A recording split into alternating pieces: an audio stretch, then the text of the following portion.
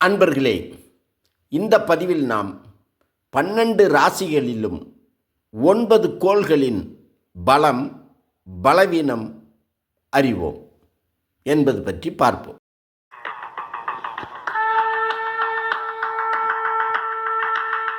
அண்டம் பிண்டம் நிறைந்து நின்ற ஆதிநாதனே போற்றி, அகண்ட பரிபூரணத்தின் ஆதி சாத்தனே போற்றி.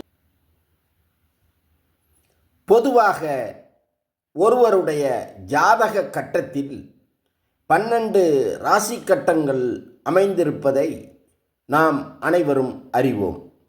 அந்த 12 ராசி கட்டங்களிலும் 9 கோள்கள் இடம்பெற்றிருப்பதையும் நாம் அனைவரும் அறிவோம். அப்படி 12 ராசி கட்டங்களிலும் ஏதாவது 9 கட்டங்களில் 9 கோள்களும் தனித்தனியாகவோ அல்லது சில கோள்கள் தனித்தனியாகவும் ஏனைய சில கோள்கள் இணைந்தும் இருப்பதை காண்கிறோம்.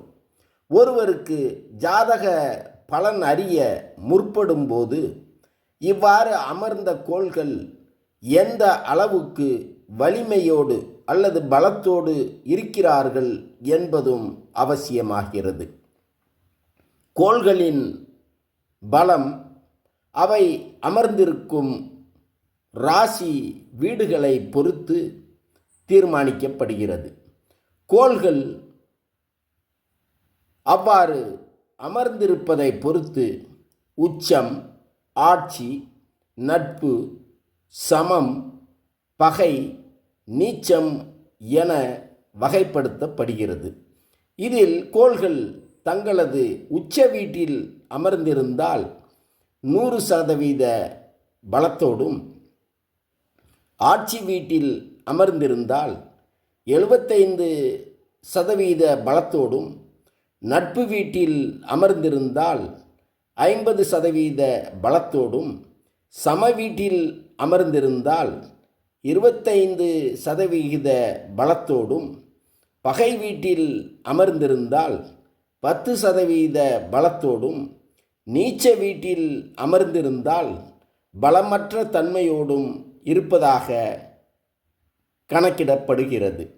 இதிலிருந்து ஒருவரது ஜாதகத்தில் உச்சம் பெற்று இருக்கக்கூடிய கோள் அவருக்கு உயர்ந்த பலனையும், நீச்சம் பெற்று இருக்கக்கூடிய கோள் எவ்வித நற்பலனையும் தர இயலாத நிலையில் இருக்கிறார்கள் என்பதை நாம் உணர்ந்து கொள்ளலாம்.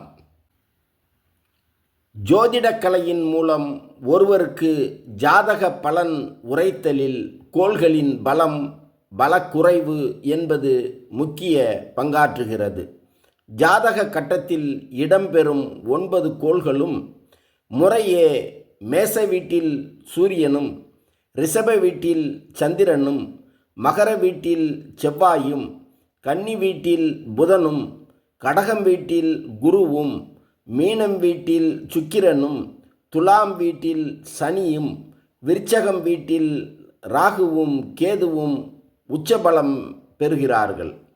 அடுத்து கோள்களின் ஆட்சி பலத்தை பார்ப்போமேயானால் சூரியனுக்கு ஒரு ஆட்சி வீடும், சந்திரனுக்கு ஒரு ஆட்சி வீடும் பலம் பெற்று இருக்கும் நிலையில் மற்ற கோள்கள் ஒவ்வொன்றுக்கும் 2 ஆட்சி வீடுகளில் பலம் பெற்று இருக்கின்றன. ஆனால் நிழல் கோள்களான ராகுவுக்கும் கேதுவுக்கும் ஆட்சி வீடுகள் கிடையாது என்பது குறிப்பிடத்தக்கது.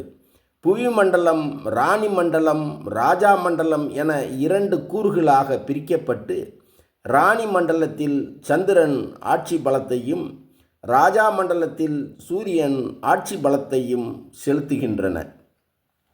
மற்ற கோள்களான செவ்வாய், புதன், குரு, சுக்கிரன், சனி ஆகிய 5 கோள்களும் ராணி மண்டலத்திலும் ராஜா மண்டலத்திலும் தலா ஒரு வீடு என ஒவ்வொரு கோள்களுக்கும் 2 வீடுகளில் ஆட்சி பலத்தை செலுத்துகின்றன. அதாவது கும்பம் முதல் மீனம், மேசம், ரிஷபம், மிதுனம், கடகம் ஆகிய 6 ராசிகளுக்கும் சந்திர மண்டல ஆதிக்கத்தில் உள்ளது. அதுபோல் சிம்மம் முதல் கன்னி, துலாம், விருச்சகம், தனுசு, மகரம் ஆகிய 6 ராசி வீடுகள் சூரிய மண்டல ஆதிக்கத்தில் உள்ளது. சந்திரமண்டல ராசிகளுக்கு சந்திரனும் சூரிய மண்டல ராசிகளுக்கு சூரியனும் கூடுதல் நன்மைகள் செய்யக்கூடியவர்கள் என ஜோதிட கணிதம் கூறுகிறது. அந்த வகையில் மேசம், விருச்சகம் ஆகிய வீடுகளில் செவ்வாயும், ரிஷபம், துலாம் ஆகிய வீடுகளில் சுக்கிரனும், மிதுனம், கன்னி ஆகிய வீடுகளில் புதனும், தனுசு, மீனம் ஆகிய வீடுகளில் குருவும், மகரம், கும்பம் ஆகிய வீடுகளில் சனியும், கடகம் ராசி வீட்டில் சந்திரனும், சிம்மம் ராசி வீட்டில் சூரியனும் ஆட்சி பலத்தை செலுத்துகிறார்கள்.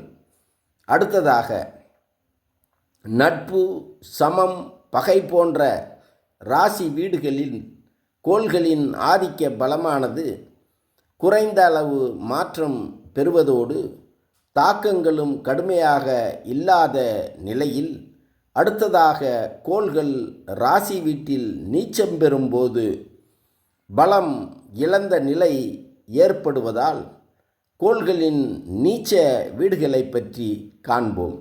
மேசம் வீட்டில் சனியும், ரிஷபம் வீட்டில் ராகுவும் கேதுவும், கடக வீட்டில் செவ்வாயும், கன்னி வீட்டில் சுக்கிரனும், துலாம் வீட்டில் சூரியனும், விருச்சகம் வீட்டில் சந்திரனும், மகரம் வீட்டில் குருவும், மீனம் வீட்டில் புதனும் நீச்சம் பெறுகின்றன. இப்படி ராசி வீடுகளில் கோள்கள் நீச்சம் பெறும்போது எந்தவித நற்பண பலன்களையும் தர இயலாத நிலையில் கோள்கள் உள்ளன. சந்திரனுக்கு நட்பு இல்லை, சூரியனுக்கு சமம் இல்லை, குருவுக்கு பகை இல்லை எனும் இச்செய்திகளோடு மீண்டும் ஒரு பதிவில் சந்திப்போம். நன்றி.